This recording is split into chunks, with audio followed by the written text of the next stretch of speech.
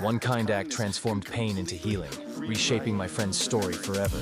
You about that story earlier, and that's not actually where John ended that story. He said when he left dinner that night and he went home, he couldn't stop thinking about his friend. He couldn't stop thinking about how 40 years later, this one chapter in his life, this one birthday,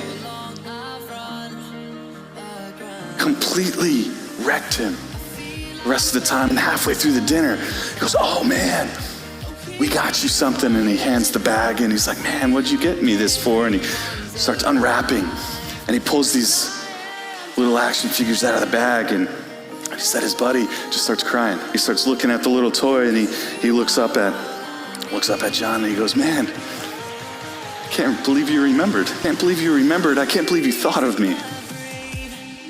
You know, it wasn't because of the toys. It was because of the moment. You know, the entire story changed in that moment. What once was a memory of pain and tears of sadness and tears of anger were instantly redefined by a kindness of his friend. It went from heartbreak to healing, tears of sadness to tears of joy. You know, John said he's heard his buddy tell that story like 50 times.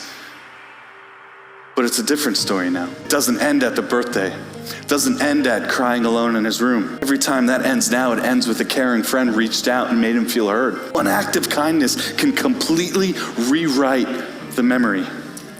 Just like the stories with these toys, a single moment can change the entire narrative. You don't need to fix everything at once, but sometimes one meaningful gesture begins the healing process. You know, God can use one small act of grace to redeem an entire chapter.